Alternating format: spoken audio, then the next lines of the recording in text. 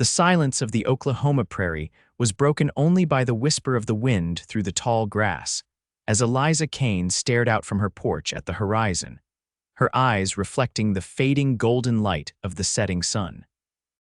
It was 1878, and like every evening for the past 3 years, she stood alone with her thoughts and the crushing weight of what the townsfolk called her failure as a woman. At 32, the widow Kane was a curiosity and a target for the cruel whispers of Riverstone's residents, who couldn't understand why the good Lord would deny a woman children only to then take her husband too. Barren as the winter fields, she'd overheard Mrs. Whitley say that very morning at the general store. Poor Thomas Kane died waiting for a son that would never come. Eliza's fingers tightened around her shawl as the memory stung fresh. Thomas hadn't died waiting, he'd died loving her despite what they couldn't have. The influenza had taken him quickly, leaving her with 20 acres of struggling farmland and a house that echoed with emptiness. The distant thunder of hoofbeats drew her attention to the road. A lone rider approached, his silhouette growing clearer against the purpling sky. Eliza rarely received visitors, especially as dusk settled across the land. Instinctively, her hand moved to the shotgun propped against the porch railing Thomas had taught her well. The rider slowed as he neared the house, and Eliza could make out a lean figure atop a magnificent chestnut stallion. His face was shadowed by a wide-brimmed hat, but she could tell he was studying her house with interest. "Evening, madam," the stranger called, stopping a respectful distance from her porch. "Forgive the intrusion. Name's Adam Grayson." Eliza didn't lower the shotgun. "State your business, Mr. Grayson. It's getting dark, and I don't entertain strangers after sundown." The man removed his hat, revealing sun-weathered features and eyes the color of a clear winter sky. He couldn't have been more than 35, with streaks of premature silver at his temples that caught the fading light. "I understand your caution, Mrs. Kane." "Eliza Kane," he nodded. "Mrs. Kane, I'm looking for work and shelter. I've got skills with cattle, horses, and farming." "I heard in town your land could use some tending." Eliza's jaw tightened. "And I suppose you heard other things as well." A small smile crossed his face. "I don't put much stock in gossip, madam. I prefer to judge situations with my own eyes." There was something in his direct gaze that caught Eliza off guard, an honesty she hadn't encountered since Thomas passed. Still, she hesitated. A woman alone taking in a male stranger would only fuel the town's whispers. "I can't pay much," she said finally, "and you'd have to sleep in the barn." "That's more than fair. I don't need much, just honest work and a roof." Eliza considered him for a long moment. Her fields needed tending, and her late husband's cattle were down to 12 head that she struggled to manage alone. Pride had kept her from hiring help, but practicality was winning out as winter approached. "You can start tomorrow at dawn," she decided. "One wrong move, Mr. Grayson, and you'll find I'm quite capable with this shotgun." Adam Grayson smiled, a genuine expression that softened his weathered face. "I don't doubt that for a minute, Mrs. Kane." He replaced his hat and nodded respectfully. "I'll see to my horse and settle in if that's all right with you." Eliza pointed toward the barn. "There's fresh hay in the loft. Water pumps on the north side." As the stranger led his horse toward the barn, Eliza felt an odd flutter in her chest, something between apprehension and something else she couldn't quite name. She pushed the feeling aside and returned to her lonely house, wondering if she'd just made a terrible mistake. Dawn broke over the Kane farm with golden fingers of light stretching across the dew-covered fields. Eliza had been up since before first light, kneading dough for fresh bread and brewing coffee. It was a peculiar feeling, preparing a meal for someone other than herself. When Adam appeared at her back door, hat in hand, she was struck by how different he looked in the morning light. His jaw was freshly shaved, his clothes worn but clean. There was a quiet dignity about him that reminded her of Thomas. "Morning, Mrs. Kane," he said. "Something smells mighty fine." Eliza gestured to the table. "Have a seat, Mr. Grayson. No sense working on an empty stomach." As they ate in silence, Eliza took the opportunity to study him more carefully. His hands were calloused but moved with a surprising grace. There was a faded scar that ran from his left temple down to his jaw, partially hidden by several days' worth of stubble. His eyes, however, drew her attention most clear and direct, but with shadows that spoke of experiences he kept to himself. "You're not from around here," she stated rather than asked. Adam swallowed a mouthful of eggs before answering. "No, madam, originally from Montana Territory. Been moving around the last few years. Running from something." His eyes met hers steadily. "Not running, just haven't found a reason to stay anywhere." Eliza nodded, understanding more than she cared to admit. After Thomas died, she'd considered leaving, starting fresh somewhere people didn't look at her with pity or judgment. But this land was all she had left of him, of their dreams. "The south pasture needs clearing," she said, changing the subject. "Brambles have taken over since my husband passed. Tools are in the shed." Adam nodded, finishing his coffee. "I noticed your barn roof could use patching too." "One thing at a time, Mr. Grayson," he smiled slightly. "Call me Adam. Mr. Grayson makes me feel like my father." Eliza hesitated. Such familiarity seemed improper, but they were alone on an isolated farm. Formality would grow tiresome quickly. "Adam, then." She stood, collecting the empty plates. "I expect to see progress by sundown." "Yes, madam," he replied, rising and settling his hat back on his head. At the door, he paused. "Mrs. Kane, thank you for the breakfast, best I've had in months." Then he was gone, boots crunching on the gravel path to the shed. Eliza watched him through the window, noting the confident set of his shoulders. For the first time in a long while, she felt a spark of something that might have been hope. Days turned into weeks as October painted the countryside in fiery hues. Adam proved to be worth far more than the modest wage Eliza paid him. The south pasture was cleared, the barn roof patched, and the cattle healthier than they'd been in a year. He worked from sunrise to sunset without complaint, often taking on tasks before Eliza even mentioned they needed doing. Their routine settled into something comfortable: breakfast together, a review of the day's work, then separate ways until supper. Adam never presumed, never crossed boundaries, and Eliza found herself gradually lowering her guard. It was a crisp Saturday morning when Eliza decided she needed supplies from town. She dreaded these trips: the stares, the whispers, the false smiles, but necessities were running low. "I'm heading to Riverstone," she announced after breakfast. "Need anything while I'm there?" Adam looked up from cleaning his boots. "Mind if I join you? Could use some tobacco and maybe a new shirt." Eliza hesitated. Being seen in town with Adam would certainly set tongues wagging, yet having him along might buffer some of the cruelty she typically endured. "I suppose that would be all right," she said finally. "I'll hitch the wagon." "Already done," Adam replied. "Figured you might be heading to town soon. Wagon's ready whenever you are." The 10-mile journey to Riverstone passed pleasantly. Adam shared stories of his travels: cattle drives to Dodge City, a winter spent with a Cheyenne family after breaking his leg, a brief stint panning for gold in Colorado.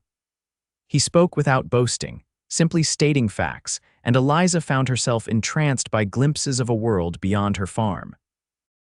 "What about you?" he asked as the town came into view.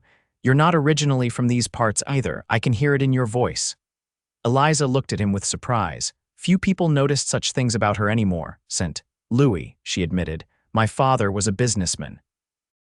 I was educated, expected to marry well." She laughed softly at the memory. "Then I met Thomas at a harvest dance. He talked about Oklahoma Territory like it was paradise waiting to be built. I was 19 and in love with his dreams as much as with him." Adam nodded. "Dreams are powerful things." "Yes," she said quietly, "they are." Riverstone was bustling with Saturday commerce when they arrived. Adam helped Eliza down from the wagon with a gentlemanly hand, an action not missed by Mrs. Whitley and her daughter, who were exiting the millinery shop. "Mrs. Kane, Mrs. Whitley called with faux warmth. "How unexpected to see you in town." Her eyes slid to Adam with undisguised curiosity, "and with company no less, Mrs. Whitley, Miss Whitley." Eliza nodded stiffly. "This is Mr. Grayson. He's helping with the farm." "Is he indeed, Mrs. Whitley's eyebrows rose. "How progressive of you to hire help, though I imagine that empty house of yours appreciates a man's presence again." The barb was expertly delivered, as always. Eliza felt her cheeks burn. Mrs. Kane has been kind enough to provide me with honest work, Adam interjected smoothly. Not everyone would take a chance on a stranger. Shows remarkable character, I'd say. Mrs. Whitley's smile tightened.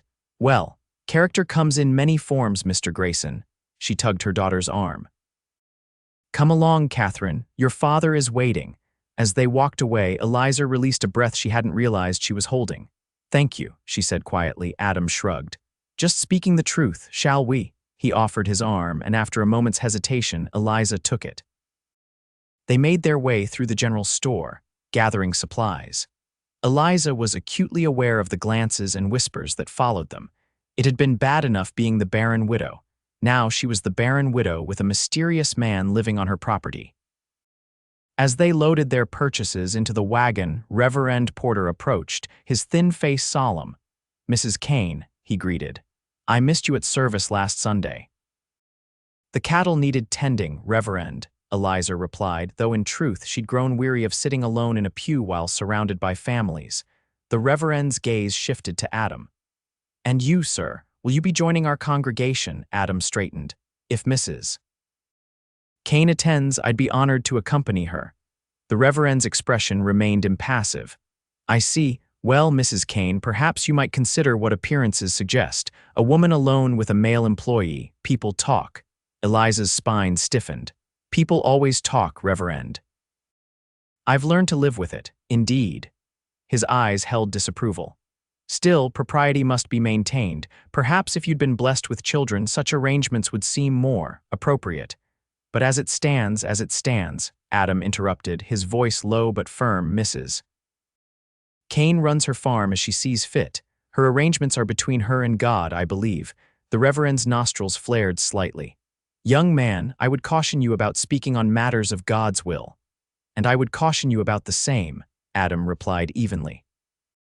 A tense silence fell between them. Finally, the Reverend nodded stiffly. Good day to you both. Mrs. Kane, remember my door is always open for counsel. As he walked away, Eliza felt a tremor run through her body, partly from anger, partly from something else. No one had defended her since Thomas died. It felt foreign and strangely warming. I apologize if I overstepped, Adam said as they climbed back into the wagon. Eliza shook her head. You didn't. After a moment, she added, though you may have made an enemy of Reverend Porter. Adam's mouth quirked in a half-smile.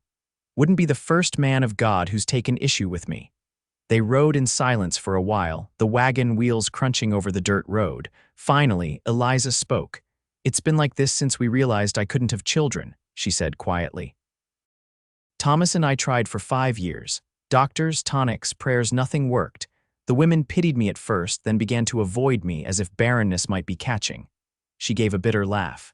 After Thomas died, it got worse. A woman without children has no purpose, according to them. An empty house is a sign of God's displeasure.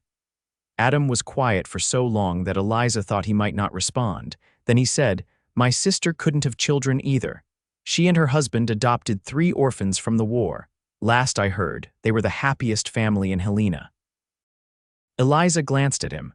That's different. She had a husband. True, Adam conceded. But happiness comes in many forms, Mrs. Kane. Not all of them look the way others think they should. The words stayed with Eliza long after they returned to the farm. That night, as she lay in bed listening to the distant hooting of an owl, she wondered about forms of happiness she'd never considered. November brought colder winds and the first frost. Adam had proven himself invaluable, fixing the chicken coop, reinforcing the barn for winter, and bringing in a surprisingly good late harvest from the vegetable garden. What had begun as a temporary arrangement had silently evolved into something more permanent, though neither of them had spoken of it directly. They fell into easy rhythms, Adam chopping wood, while Eliza preserved the last of the garden bounty. Evenings spent by the fire with Adam carving wooden figures while Eliza mended clothes. Sometimes they talked, sharing pieces of their lives before they met. Other times they sat in comfortable silence, the crackling fire and howling wind the only sounds. It was during one such evening that Adam finally spoke of what had brought him to Oklahoma Territory. I had a wife, he said, his hand stilling on the piece of cedar he was shaping into a horse. "Sarah, we had a small ranch in Montana, nothing fancy, but it was ours." Eliza set down her mending, recognizing the gravity in his voice. "What happened?" she asked softly. "Adam's fingers traced the grain of the wood. Diphtheria. Took her and our son within a week of each other." James was only 4. The pain in his voice was so raw that Eliza felt her own throat tighten in response. "I'm sorry," she whispered, the words inadequate but sincere. Adam nodded, eyes fixed on the dancing flames. "Couldn't bear to stay after that, sold everything and just started riding." "That was 7 years ago." He looked up at her. "Never thought I'd find a place that felt like I belonged again." The implication hung in the air between them. Eliza's heart pounded as she realized what he was saying and what he wasn't saying. "Adam," a sudden crash against the front door startled them both. Adam was on his feet instantly, reaching for the rifle propped near the fireplace. Eliza followed, grabbing the shotgun from its place by the door. "Who's there?" Adam called, positioning himself protectively in front of Eliza. No answer came, but another thud followed, softer this time, more like something sliding down the door than striking it. Adam signaled for Eliza to stay back as he cautiously approached the door, rifle ready. When he opened it, a gasp escaped his lips. "Eliza, bring a lantern." On their doorstep lay a young woman, barely conscious, her dress torn and bloodied. Her skin was unusually pale, her dark hair matted with dirt and what appeared to be blood. "Help," she whispered, reaching a trembling hand toward Adam. "Please help." "Get her inside," Eliza commanded, maternal instincts she didn't know she possessed taking over. "Carefully now." They carried the young woman to the sofa, where Eliza immediately began examining her injuries while Adam stoked the fire for more warmth. "She's been beaten," Eliza said grimly, noting the bruises forming on the girl's face and arms, "and she's with child quite far along from the look of it." The young woman's eyes fluttered open, fear evident in their dark depths. "Don't send me back," she pleaded. "He'll kill me this time." "He'll kill my baby." "No one's sending you anywhere," Eliza assured her, smoothing back the girl's tangled hair. "What's your name, child?" "Maya," she whispered. "Maya Little Crow." Adam and Eliza exchanged glances. The girl was clearly part Native American, which explained some of her fear. Relations between settlers and the indigenous peoples remained strained, despite official peace treaties. "Who did this to you, Maya?" Adam asked gently. "My husband," she said, wincing as Eliza cleaned a cut on her forehead. "He's a white man. He said he never wanted a half-breed child. Said he'd beat it out of me tonight." Tears slid down her bruised cheeks. "I ran when he passed out from drinking." A cold fury settled in Eliza's chest. "You're safe now," she promised. "No one will harm you or your baby here." For 3 days, Maya rested and recovered in Eliza's home. Her story emerged in pieces: a Creek mother and white father, raised in 2 worlds, but belonging to neither. Marriage at 16 to a cattle driver who'd seemed kind until he started drinking. Now 19 and 8 months pregnant, she'd endured beatings that had grown worse as her pregnancy progressed. On the 4th day, while Maya slept, Eliza and Adam spoke in low voices at the kitchen table. "Her husband will come looking," Adam said, his jaw tight with anger. "Men like that don't just let their property walk away." "She's not property," Eliza snapped, then softened at Adam's raised eyebrow. "I know that's not how you see it, but what do? We can't turn her away." Adam reached across the table and for the first time took Eliza's hand in his. "No, we can't, and I won't." The warmth of his calloused palm against hers sent an unexpected flutter through Eliza's chest. "I'll ride to the sheriff tomorrow," he continued. "Find out if her husband's reported her missing, maybe get some sense of what kind of man we're dealing with." Eliza nodded, reluctantly withdrawing her hand. "I'll speak with Dr. Richards. Maya needs proper medical attention before that baby comes." A soft sound from the doorway made them both turn. Maya stood there, one hand supporting her swollen belly, the other braced against the wall. "You would do all this for me?" she asked, wonder and suspicion mingling in her voice. "Why?" Eliza rose and guided the young woman to a chair. "Because it's right," she said simply. "Most folks around here wouldn't think helping an Indian girl against her white husband is right," Maya observed. Adam shrugged. "Then I guess we're not most folks." Maya looked between them, assessing something Eliza couldn't name. Finally, she nodded. My mother's people have a saying: the Creator places people in our path for a reason. Later that night, as Eliza prepared for bed, a soft knock came at her door. Adam stood in the hallway, his expression troubled. I've been thinking, he said. If her husband comes, things could get dangerous. I know, Eliza replied, but we can't turn her away. Adam shook his head. I'd never suggest that, but maybe you should go stay with someone in town while I handle this. Eliza straightened, indignation flaring. This is my home, Adam Grayson. I won't be chased from it by some violent drunk. Eliza, no.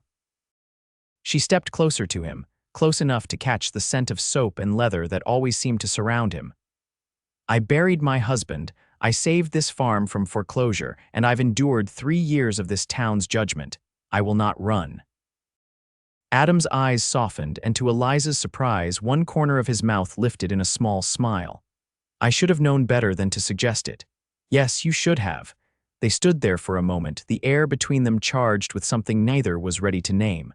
Finally, Adam stepped back. Good night, Eliza, he said softly. Good night, Adam. As promised, Adam rode to town the next day.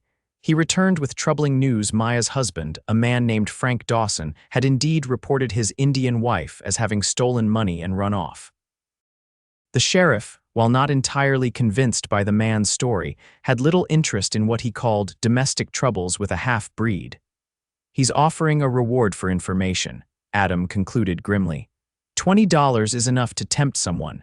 Eliza's hands tightened on her teacup. Then we'll need to be careful about who knows she's here. 2 more days passed in watchful anticipation. Dr. Richards, sworn to secrecy, confirmed that Maya's baby appeared healthy despite the mother's ordeal. The young woman grew stronger each day, helping with household tasks despite Eliza's insistence that she rest. On the 6th day of Maya's stay, Adam returned from checking the cattle with his expression grim. Riders, he said without preamble. 3 of them, asking at the Petersons' place about a missing Indian girl. Eliza felt her blood run cold. The Petersons were their nearest neighbors, just 4 miles down the road. How long do we have? An hour, maybe less. Adam was already checking his rifle. Get Maya hidden. Cellar's probably best. Eliza helped the frightened young woman down the narrow cellar steps, providing her with blankets, water, and a small knife just in case. Whatever happens, Eliza told her, don't make a sound. If something goes wrong, wait until nightfall, then head east through the woods. There's a creek settlement about 15 miles that way. Maya gripped Eliza's hand. You've been kinder than my own kin. I won't forget this. Just keep that baby safe, Eliza replied, blinking back unexpected tears before closing the cellar door and covering it with a rug. She'd barely finished when Adam called from the porch. They're coming. Eliza grabbed her shotgun and joined him, her heart pounding. 3 riders approached at a steady pace, a heavy-set man with a thick beard in the lead, flanked by 2 younger men who looked enough alike to be brothers. That's Dawson in front, Adam said quietly. I recognize him from the sheriff's description. What's our plan? Eliza asked, her mouth dry. Adam's eyes remained fixed on the approaching men. We tell them we haven't seen her. If they don't believe us, well, I've faced worse odds. Eliza swallowed hard. We both have. The riders stopped about 20 yards from the house. The bearded man, Dawson, sat forward in his saddle, studying the farmhouse and the 2 people standing on its porch. Afternoon, he called, his voice carrying a false friendliness that made Eliza's skin crawl. Hope we're not intruding. Can we help you? Adam replied, his tone neutral but his stance ready. Dawson smiled, revealing tobacco-stained teeth. Looking for my wife, Indian girl, about so high, heavy with child. He made a curved gesture over his own substantial belly. Ran off near a week ago. Took my money too, the ungrateful whore. Eliza felt rage rise in her throat but kept her expression impassive.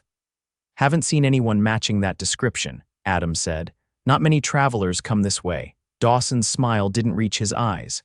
That's so, because I heard in town that you 2 took in a stranger recently. Woman at the general store was mighty curious about it. Mrs. Whitley, Eliza thought bitterly. Of course. I hired Mr. Grayson to help with the farm, she spoke up. That's hardly unusual. Dawson dismounted, handing his reins to one of his companions. Mind if we have a look around? My Maya's not right in the head, dangerous even, might have snuck in without you knowing. I mind very much, Eliza replied coldly. This is private property. The man's face hardened. Look, lady, I don't want no trouble, but that's my wife and my child she's carrying. I got rights. Not on this land, Adam said, stepping forward slightly. I suggest you move on. Dawson spat a stream of tobacco juice onto Eliza's yard. Two of you living here all alone, unmarried. Folks might wonder what else you're hiding. What we're not hiding is this shotgun, Eliza said evenly, raising the weapon slightly. Or Mr. Grayson's skill with a rifle. Now, as I said, we haven't seen your wife. A tense silence fell. Dawson's companions shifted nervously in their saddles, but the bearded man himself seemed unperturbed. You know, he said conversationally, it's awful suspicious, you being so unwelcoming. Most God-fearing folks would help a man find his lawful wife. Most God-fearing men wouldn't beat a woman carrying their child, Adam replied, his voice deadly quiet. Dawson's eyes narrowed. So you have seen her. I've seen enough men like you, Adam countered. Now get on your horse and ride away while you still can. The threat hung in the air like gunsmoke. For a long moment no one moved, then Dawson chuckled, a sound devoid of humor. All right, we'll go for now. He mounted his horse again, but before turning to leave, he fixed his gaze on Eliza. You should know, though harboring a man's wife is against the law, and I got the sheriff's ear. With that, he wheeled his horse around and led his companions back down the road, dust rising behind them. Eliza's legs trembled as the tension drained from her body. He'll be back, she said. Adam nodded grimly. With more men likely, we need to get Maya somewhere safe. Eliza looked toward the horizon, thinking rapidly. The creek settlement she mentioned, could she make it there? Not alone, not in her condition.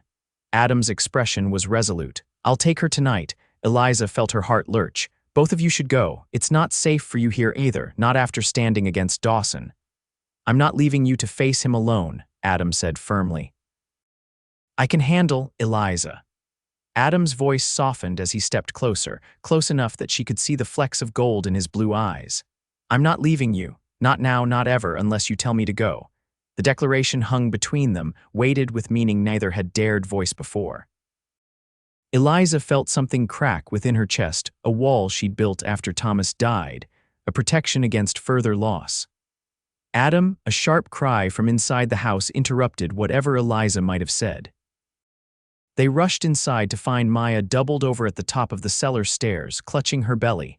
The baby, she gasped. It's coming. The next hours passed in a blur of activity. Eliza helped Maya to the spare bedroom while Adam rode for doctor. Richard's caution now secondary to the young woman's need. By the time the doctor arrived, Maya's labor was well advanced, her cries echoing through the small farmhouse.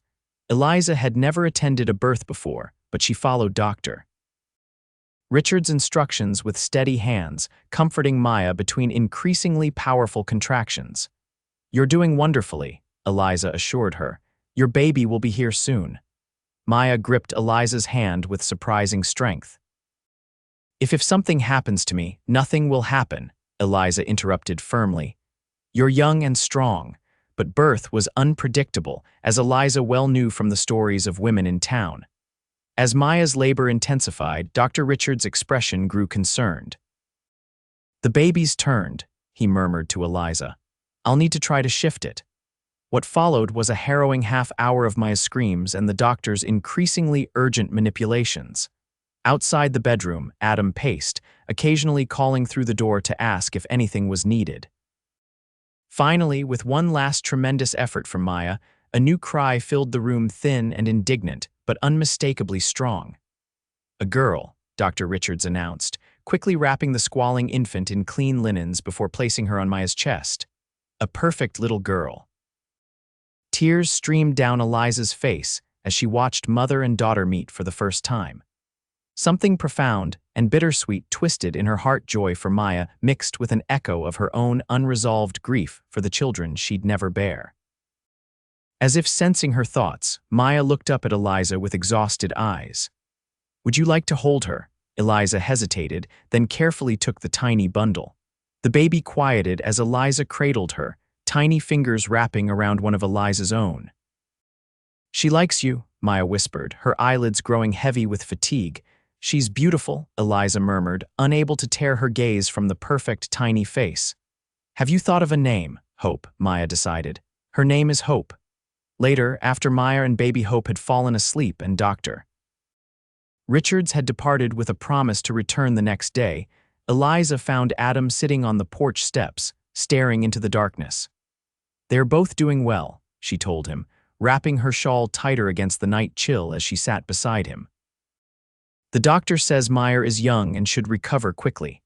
Adam nodded, his profile sharp in the moonlight. "That's good news."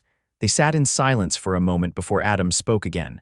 "Dawson will hear the doctor was here. It won't take much to figure out why." "I know," Eliza sighed. "But we couldn't let her suffer alone." Adam turned to look at her, his expression solemn. "No, we couldn't. It's not who you are, Eliza. It's not who we are." The simple statement we encompassed so much more than the current situation. Eliza felt her breath catch. "Earlier," she began hesitantly, "before Maya called out, you said that I'm not leaving you," Adam finished for her. "I meant it."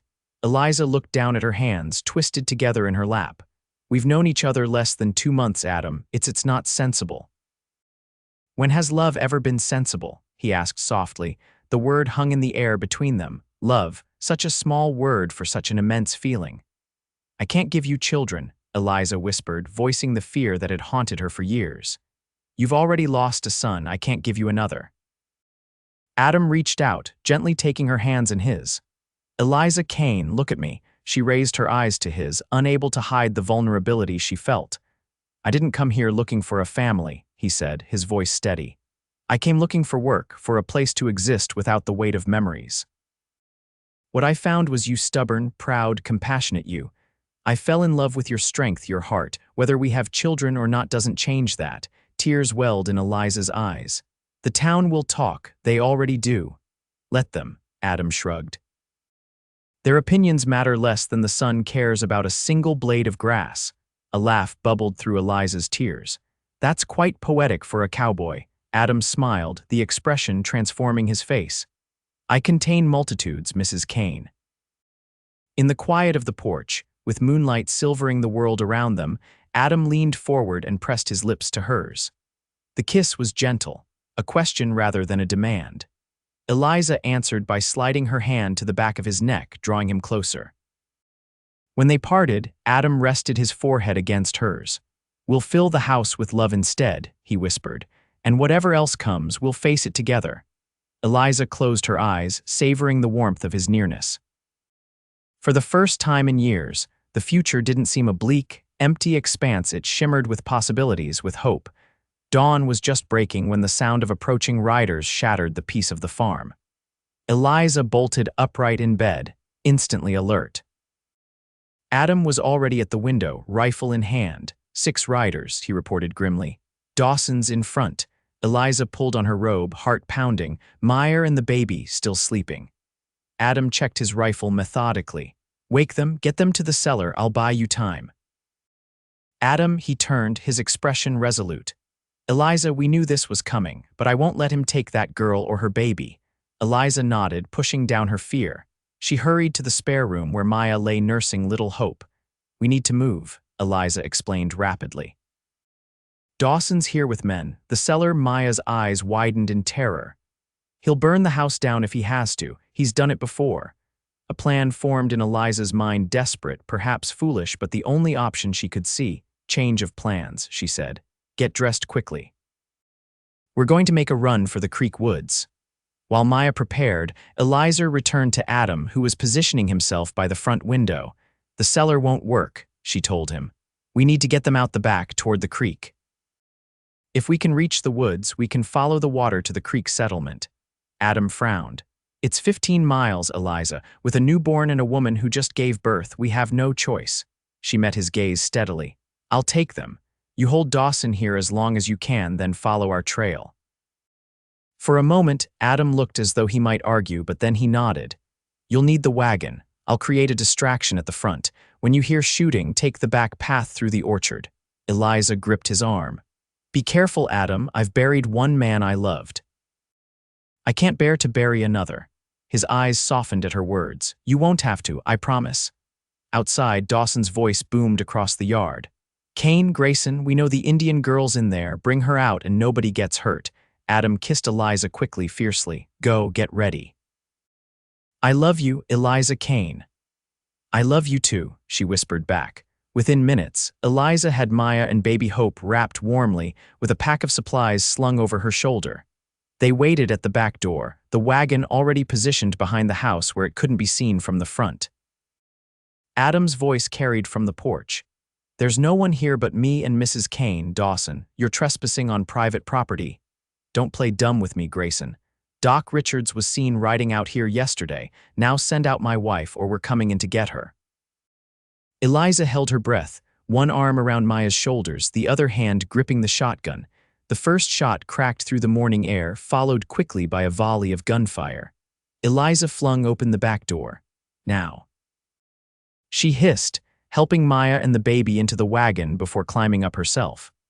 With a flick of the reins, she set the horses moving toward the orchard path, away from the gunfire at the front of the house. The wagon bumped along the rough trail, Maya clutching her infant protectively while Eliza drove with grim determination. Behind them, the sound of gunfire continued, punctuated by shouting. Eliza forced herself not to look back, not to think about Adam facing 6 armed men alone. They reached the creek in minutes, the water running high after recent rains. Eliza guided the horses along its edge, following a game trail that would eventually lead to the deeper woods. If they could reach the forest, they'd have better cover. A shout from behind shattered that hope. 2 riders had broken away from the main group and spotted the wagon. Faster, Maya urged, her face pale with fear. Eliza cracked the reins, urging the horses to greater speed over the uneven ground. The wagon lurched dangerously, nearly toppling as it hit a deep rut. They're gaining. Maya cried. Eliza made a split-second decision. Take the reins, she ordered, thrusting them into Maya's hands. Keep going, don't stop for anything. Before Maya could protest, Eliza grabbed her shotgun and jumped from the moving wagon, landing hard on the ground. She rolled to her knees, bringing the weapon up just as the first rider came into range. Stop right there, she shouted. The rider slowed, uncertain, but his companion continued forward. Eliza aimed and fired, not at the men but at the ground before the second horse. The animal reared in panic, throwing its rider. The first man raised a pistol, but Eliza was already reloading, her movements quick and precise as Thomas had taught her. Next one won't miss, she warned, aiming directly at the rider. The man hesitated, clearly weighing his options. His companion was struggling to his feet, cursing loudly. A shot rang out from somewhere behind Eliza, not close but clear in the morning air. The sound seemed to decide the matter for the riders. Dawson can get his own damn wife, the mounted man snarled, turning his horse. This ain't worth dying for.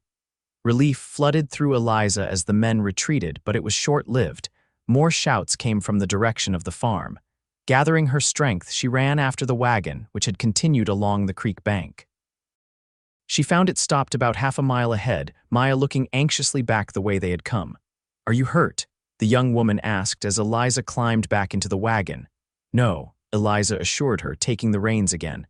But we need to keep moving, they'll be back with the others.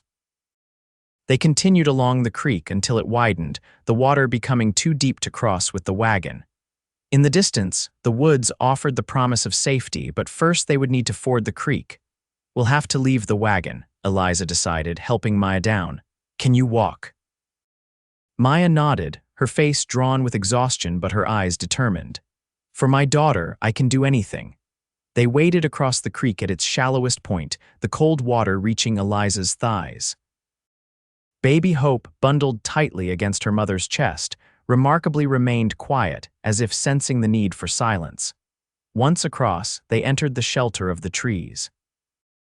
The woods grew denser as they moved deeper, following game trails when possible, Eliza using her limited knowledge of the area to keep them heading east. By midday, Maya was stumbling with fatigue. They stopped in a small clearing, where Eliza helped her sit against a fallen log. Rest, she urged, uncorking a canteen. Just for a little while. Maya drank gratefully before nursing hope. Do you think Mr. Grayson is safe? She asked softly. The question pierced Eliza's heart. She'd been pushing down her fear for Adam since they fled, focusing only on getting Maya and the baby to safety. Adam is resourceful, she said, trying to sound more confident than she felt. And he knows these woods better than Dawson's men. Maya studied Eliza's face. You love him, she observed. Yes, Eliza admitted, the simple truth a relief to voice. I do. He loves you too. I could see it in how he looks at you. Maya adjusted her sleeping daughter against her shoulder. Among my mother's people, such a look is worth more than any spoken vow. Eliza smiled sadly. In my world, it's not enough. Without children, a marriage is considered incomplete. Maya's expression hardened. White people have strange ideas about family. She gazed down at Hope. My daughter will have no father, but she will have love. That is what matters. The young woman's words echoed what Adam had said the night before. We'll fill the house with love instead. The phrase rang through Eliza's mind like a promise, a different kind of future than the one she'd been taught to expect. They resumed their journey after a brief rest, the woods growing darker as clouds gathered overhead. A light rain began to fall, making the forest floor slippery and their progress slower. By late afternoon, Maya was at the limits of her endurance. Eliza helped her take shelter beneath a large oak with spreading branches that offered some protection from the rain. We'll stop here for the night, Eliza decided, though they were still miles from their destination. I'll try to make a fire. Despite the damp conditions, Eliza managed to start a small blaze using dry kindling found beneath fallen logs. The little flame provided minimal warmth, but boosted their spirits as darkness fell. Maya fell into exhausted sleep with Hope cradled in her arms. Eliza kept watch, the shotgun across her lap, straining to hear any sound of pursuit over the gentle patter of rain. Her thoughts turned constantly to Adam. Had he escaped? Was he following their trail? Or had Dawson and his men? She couldn't complete the thought, her throat tightening painfully. A twig snapped in the darkness beyond their small circle of firelight. Eliza raised the shotgun, her heart pounding. Eliza, the whispered voice sent a surge of relief through her body so powerful it nearly brought her to her knees. Adam, she called softly, over here. A shadow moved between the trees, materializing into Adam's familiar form. He was soaking wet, a bloodied bandage wrapped around his upper arm, but wonderfully, blessedly alive. Eliza flew to him, heedless of the rain, throwing her arms around his neck. He winced slightly but held her just as tightly, his face buried in her hair. You're hurt, she murmured, pulling back to examine his arm. Just a graze, he assured her. Dawson's not much of a shot. The others, Adam's expression darkened. 2 ran off after you, the rest stayed to fight. I managed to wound one before escaping through the barn. They set fire to it after I was gone, Eliza gasped. The house, still standing when I left, Adam said, though Dawson was threatening to burn it too if I didn't reveal where you'd gone. Eliza led him to the fire, where Maya had awakened and was watching them with worried eyes. Are they following? She asked fearfully. Adam shook his head.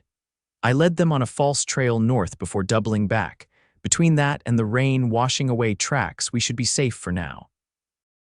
The relief in the small camp was palpable. Adam accepted water from Eliza's canteen, then shared the jerky he'd brought in his pack. It was a meager meal, but no one complained. We're still about 10 miles from the creek settlement, Adam said after studying Eliza's description of their route. At our current pace, especially with Maya's condition, it will take most of tomorrow to reach it. And then what? Eliza asked quietly. We can't go back to the farm, not with Dawson out there. Adam's eyes met hers in the flickering firelight. No, we can't, but we don't have to. What do you mean? He took her hand, his thumb tracing circles on her palm. I've been thinking about this since Maya arrived, about what happens next, about us. He paused, gathering his thoughts. I have a friend in Colorado. Owns a ranch in a valley so beautiful it makes your heart ache to look at it. He's been asking me to come partner with him for years. Eliza's breath caught. Colorado? Adam nodded. It's far enough that Dawson wouldn't follow, a place where no one knows us or our history. Where we could start fresh. Together, Eliza whispered. Together, Adam confirmed. As husband and wife, if you'll have me, the proposal, simple and direct like the man himself, brought tears to Eliza's eyes. Yes, she said without hesitation. Yes, I'll have you. From her place by the fire, Maya smiled. It seems hope and I are not the only ones beginning a new life. The next morning dawned clear, the rain having washed the world clean. They set out at first light, making better progress than expected as the forest gradually thinned. By midday, they could see smoke from cooking fires rising above the trees the creek settlement. They were met at the edge of the village by 3 men carrying rifles, their expressions wary but not hostile. We seek sanctuary, Adam said, stepping forward with his hands visible. This woman is my little crow. She needs protection from a violent husband. One of the men stepped closer, studying Maya. Joseph Crow's daughter, Maya nodded. My father was Creek, my mother Cheyenne. The man turned to his companions and spoke rapidly in a language Eliza didn't understand. After a brief discussion, he faced them again. You will come. The council will decide. They were led into the settlement, a collection of cabins and traditional dwellings arranged around a central clearing. Their arrival caused quite a stir, with women and children emerging to watch the strange procession. In a large council house, they told their story to the village elders: Maya's abuse, her escape, the birth of hope, and Dawson's pursuit. The elders listened impassively, asking occasional questions through an interpreter. When they had finished, the oldest of the elders, a white-haired man with deep-set eyes, spoke at length. The interpreter turned to them. He says Maya Little Crow and her child may stay. They will be protected as one of their own. The man paused, then continued. For you too, he offers thanks for protecting the daughter of Creek blood. You may stay 3 days to rest, then you must go. Eliza felt a mix of relief and apprehension. Maya and Hope would be safe, but she and Adam would need to move on quickly in case Dawson was still searching. That evening, Maya said her goodbyes, tears streaming down her face as she embraced Eliza. You saved my life, she said simply, and my daughter's. I will tell her stories of the brave woman who defied 6 men with a shotgun to protect us. Eliza smiled through her own tears. Be happy, Maya, that's all I ask. Maya placed Hope in Eliza's arms one last time. The baby gazed up with dark, solemn eyes, tiny fingers curling around one of Eliza's. She will know her second mother, Maya promised. And perhaps one day when she is grown, she will find you. Adam approached, placing a gentle hand on Hope's downy head. We'll look forward to that day. As Maya took her daughter back, she studied them both with a knowing smile. You will have a family of your own, I think. Not in the way others expect, but in the way the Creator intends. 3 days later, Adam and Eliza left the Creek settlement with fresh supplies, 2 horses, and directions to the nearest railway station. They traveled cautiously, avoiding towns and keeping to less traveled routes. At the station, they purchased tickets to Denver, the first leg of their journey to Adam's friend's ranch. As the train pulled away from the platform, Eliza watched the Oklahoma landscape slide past the window. The land that had been her home for 13 years, the place where she'd loved and lost Thomas, where she'd endured loneliness and judgment, and where, unexpectedly, she'd found love again with Adam. Having second thoughts? Adam asked gently, noticing her pensive expression. Eliza turned to him, reaching for his hand. No, just saying goodbye. We can always come back someday when it's safe. She smiled, a weight lifting from her heart. Perhaps, but for now I'm looking forward, not back. The journey to Colorado took nearly a week. They were married by a justice of the peace in a small town along the way, with only the station master and his wife as witnesses. Adam slipped a simple gold band onto Eliza's finger. He'd been carrying it since leaving Oklahoma, he admitted sheepishly, having purchased it in town before everything happened with Maya. I was planning to ask you properly, he explained, with flowers and a sunset. Eliza laughed, the sound bright with happiness. This is better. This is real. When they finally arrived at James Thornton's ranch in a verdant Colorado valley, they were welcomed with open arms. James, a burly man with a booming laugh, had known Adam since their cattle-driving days and had been trying to convince him to settle nearby for years. When I got your telegram saying you were finally coming, and with a wife, no less, I nearly fell off my horse. James declared, slapping Adam on the back. The Thornton Ranch was extensive, with good grazing land and a view of the mountains that took Eliza's breath away. As promised, James offered Adam a partnership in the operation, along with a small cabin on the property that had once belonged to James's father-in-law. "It needs work," James apologized as he showed them the cabin. "Been empty for a few years." "It's perfect," Eliza said, already envisioning curtains at the windows and flowers by the door. "Absolutely perfect." That night, as they lay together in the small bedroom of what would become their home, Adam pulled Eliza close against his chest. "Happy," he murmured into her hair. "More than I ever thought possible," she replied honestly. "It won't always be easy," he cautioned. "Ranch life is hard work, and people may talk even here when they realize we don't have children." Eliza propped herself up on one elbow, looking down at his face in the moonlight streaming through the uncurtained window. "Let them talk," she said firmly. "We'll fill this house with love instead, just like you said, and maybe." She hesitated, an idea that had been forming since they left the Creek settlement finally taking shape. "Maybe someday we could offer a home to children who need one, like Meyer and Hope needed us." Adam's eyes softened. "You'd want that?" "I would," Eliza nodded. "There are so many children without homes, without love. We have both to give." Adam pulled her down for a kiss, his arms strong around her. "Mrs. Grayson," he said when they parted, "have I told you today how much I love you?" "You have," she smiled against his lips. "But I wouldn't mind hearing it again." Spring came to the Colorado Valley, painting the meadows with wildflowers and filling the air with the scent of new growth. The cabin, once neglected, now stood proudly with a fresh coat of paint, curtains at the windows, and a garden blooming alongside. Eliza had thrown herself into making it a home, while Adam worked alongside James to build the ranch into a thriving operation. They had settled into the community gradually.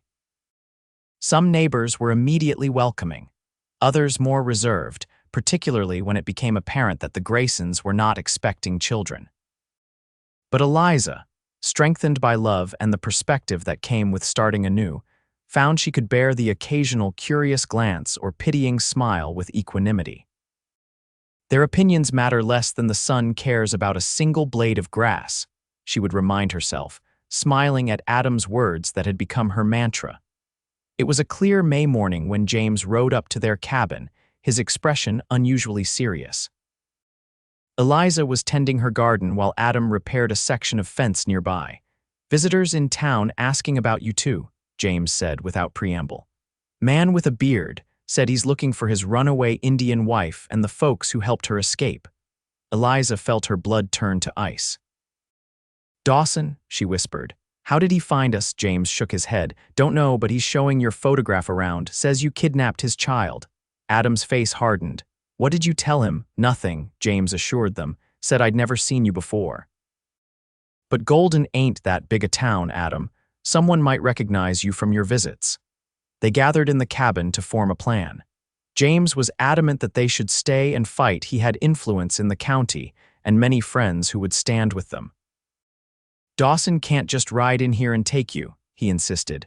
"This isn't Oklahoma territory. We've got a proper court system." "But it would be his word against ours," Eliza pointed out, "and most people would side with a man claiming his wife and child were stolen." Adam paced the small room, his expression troubled. "We need proof of what he did to Maya, something that would convince a judge. Or we need to disappear again," Eliza said quietly. "Keep running."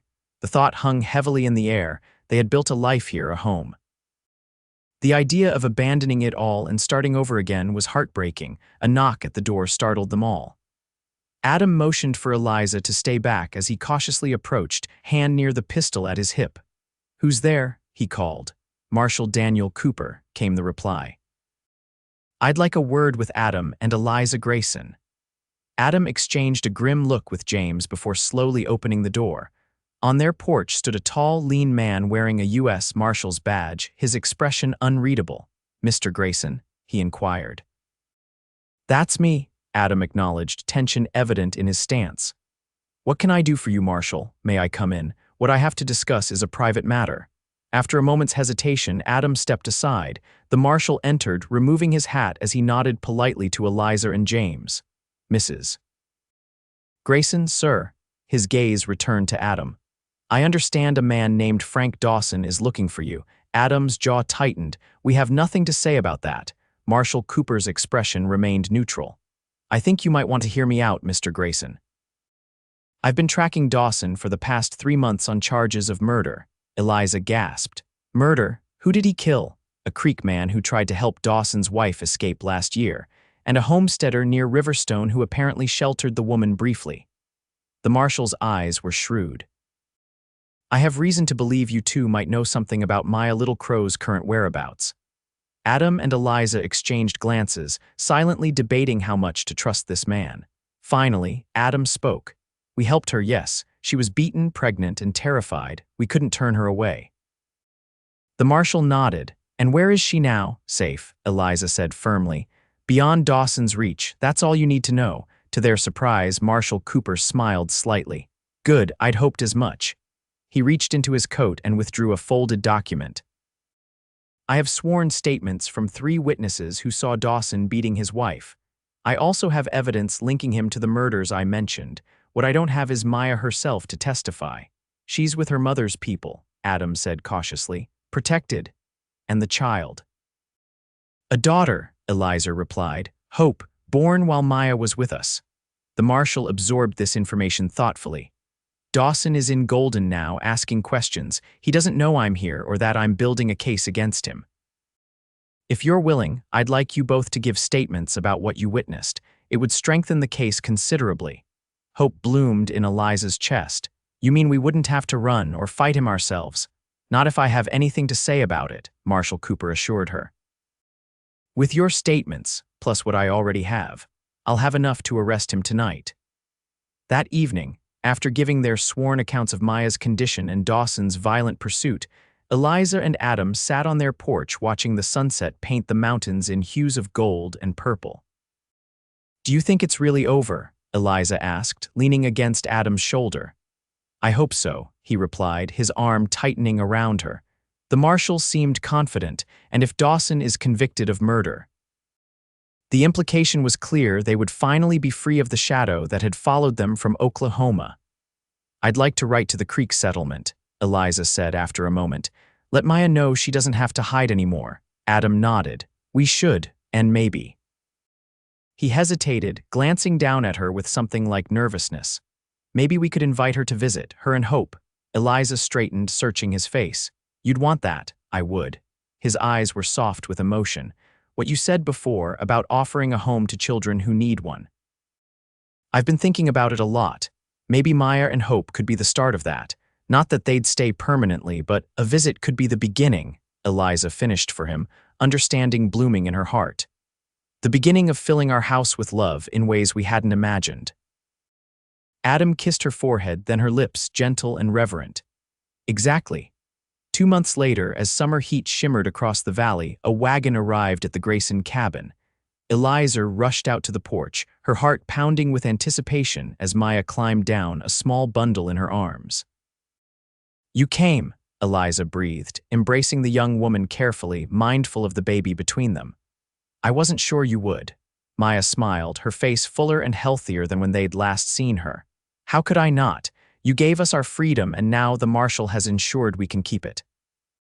Frank Dawson had indeed been arrested that night in Golden. Faced with overwhelming evidence, he was awaiting trial for murder and other charges. Marshal Cooper had personally delivered the news to the Creek settlement, assuring Maya she was free to go where she pleased without fear. And look at how she's grown, Eliza exclaimed, gazing down at Hope. The infant, now nearly 7 months old, was alert and curious, her dark eyes taking in the unfamiliar surroundings. Would you like to hold her? Maya offered. She's much sturdier now than when you last saw her. Eliza took the baby with practiced ease, having spent time with James's grandchildren over the past months. Hope studied her solemnly before breaking into a gummy smile that melted Eliza's heart. She remembers you, Maya said softly. I've told her stories of her Aunt Eliza and Uncle Adam who saved us. Adam joined them, his expression warming as he saw Maya and the baby. "Welcome to our home," he said simply, but the words carried the weight of all they had been through together. That evening, after a joyful meal with James and his family joining them, Eliza and Adam sat on a quilt spread beneath an apple tree. Maya was putting Hope to sleep inside, and the summer twilight was filled with the sound of crickets and distant laughter from James's older grandchildren playing in the yard. "This is what I imagined," Adam said quietly, his fingers intertwined with Eliza's. "When I said we'd fill the house with love, not just the two of us, but this." He gestured toward the cabin where warm lamplight glowed from the windows and to the children playing nearby. "Family that we choose and who choose us." Eliza leaned her head against his shoulder, contentment washing through her. "It's better than what I imagined," she confessed, "better than what I thought was possible." Adam kissed the top of her head, "And it's only the beginning." He was right. Over the years that followed, the Grayson home became known as a haven for those in need. Meyer and Hope stayed for that entire summer before returning to the Creek settlement, but they visited regularly as Hope grew. Other children came 2 orphans from the nearby mining town, a young brother and sister whose parents died of fever, a teenage boy escaping an abusive father. Some stayed only until better arrangements could be made. Others remained until adulthood, becoming as much Graysons as if they'd been born to Adam and Eliza. Love, they discovered, had a way of expanding to fill whatever space was offered to it. The whispers that had once hurt Eliza so deeply barren, childless, incomplete faded into meaningless echoes as their home filled with laughter, tears, and the 1,000 small moments that make up a family. On their 10th wedding anniversary, Adam presented Eliza with a hand-carved sign for their porch. It read simply, "Grayson family founded on love." As she traced the letters with her fingers, Eliza thought of that evening long ago on her Oklahoma porch when Adam had promised, "We'll fill the house with love instead." Some promises, she reflected as children's voices called them in for the celebration dinner, were more perfectly kept than anyone could have imagined.